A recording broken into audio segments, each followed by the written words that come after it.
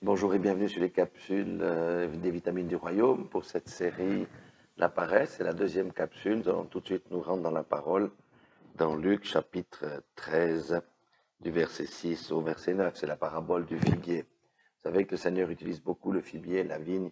Ce sont des symboles d'Israël, mais ça symbolise aussi le chrétien.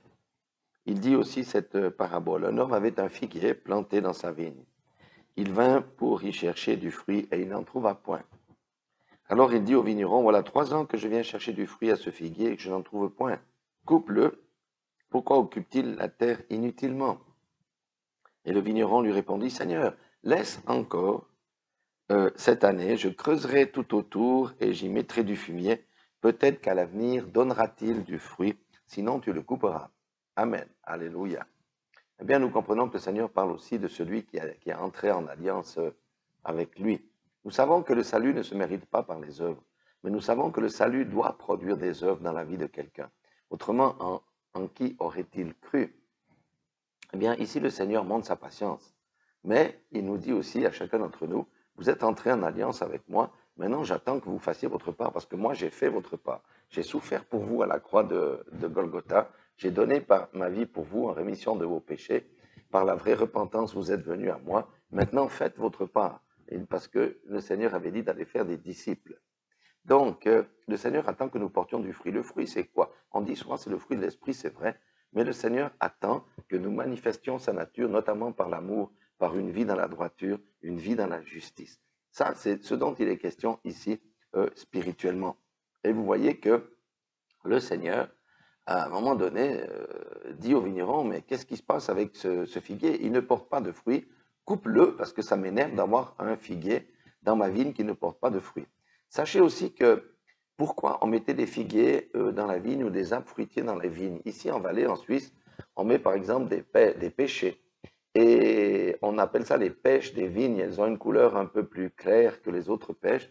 Eh bien, avoir un figuier ou un pêcher dans une vigne, ça permettait aux ouvriers, à ceux qui travaillaient, d'avoir un petit peu de nourriture pour leur travail. Maintenant, le Seigneur, le vigneron dit, bon, ben laisse encore une année, je vais encore mettre du fumier autour.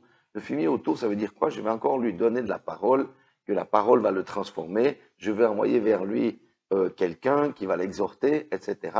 Et je m'attends à des changements.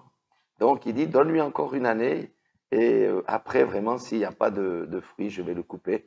Donc, ça veut dire que le Seigneur, à un moment donné, eh bien, le serviteur inutile ne sert à rien du tout. Il va le retrancher de son royaume. C'est ça que ça veut dire. Et la parabole du sarment, c'est exactement la même chose. Et nous allons voir cela dans une prochaine capsule. Donc, le Seigneur attend de nous que nous produisions du fruit. Amen.